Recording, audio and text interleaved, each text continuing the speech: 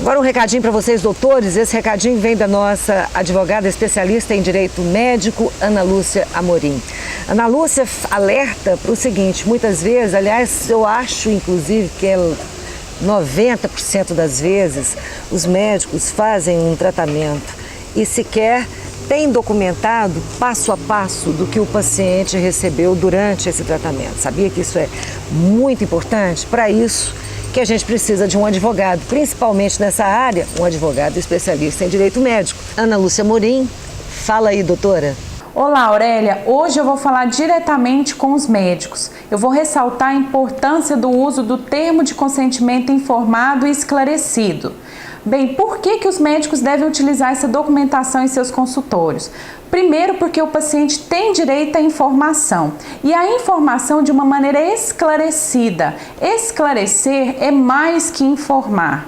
E a partir do momento que ele tem esse esclarecimento sobre o seu tratamento, sobre o seu estado de saúde, ele vai exercer um segundo direito, que é o direito da autonomia. Ou seja, o paciente tem direito de dispor do seu corpo e da sua própria saúde da maneira que ele bem entenda. Mas para que ele exerça essa autonomia de maneira substancial, ele deve estar esclarecido. Ou seja, o médico deve falar como está o seu quadro de saúde, quais são os tratamentos disponíveis hoje no mercado para esse paciente, quais são os benefícios de cada tratamento, quais são os malefícios, ou seja, os riscos desse tratamento. Então, isso tudo deve ficar bem claro para o paciente e para que ele exerça essa autonomia, ou seja, ele vai exercer o consentimento, ele vai consentir de maneira informada e esclarecida. Até mesmo ele pode decidir pelo não tratamento.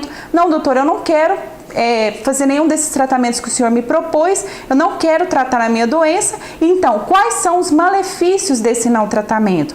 E isso deve ser reduzido a termo, para a segurança do próprio médico. A gente não sabe o que vai acontecer daí para frente. A relação médico-paciente ela é muito solitária. Então, convém ao médico reduzir a termo essa conversa. Sendo assim, o paciente vai exercer esses dois direitos. O direito de obter a informação e o direito da autonomia, de decidir sobre sua própria saúde. Não adianta ficar discutindo, pois é sedimentado em nosso poder judiciário que a relação médico-paciente é sim uma relação de consumo, ainda que pese que o Conselho Federal de Medicina negue. Então a gente tem que se precaver utilizando essa documentação.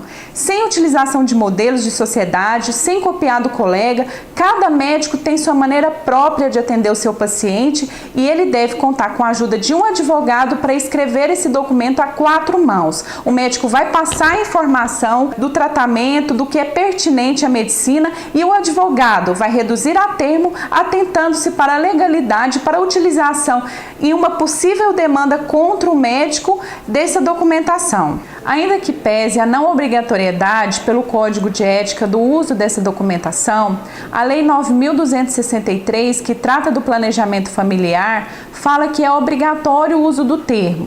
Nesse termo deve conter o risco cirúrgico, os efeitos colaterais, os riscos da não reversão do procedimento e, além disso, a informação de contracepções reversíveis. Mas isso deve estar dentro do documento, mas, porém, ressalto, previamente informado ao paciente. A gente sabe que no âmbito do Poder Judiciário, os médicos que não utilizam essa documentação de maneira adequada, ou seja, de maneira acessível ao seu paciente, estão sendo taxados de negligentes. É por isso que eu ressalto a importância da utilização dessa documentação e, sobretudo, da conversa franca, sincera do paciente com o médico para que ele tenha acesso a esses dois direitos que eu falei inicialmente: o direito à informação de maneira esclarecida e o direito de exercício da sua autonomia. É isso, Aurélia. Muito obrigada e até a próxima.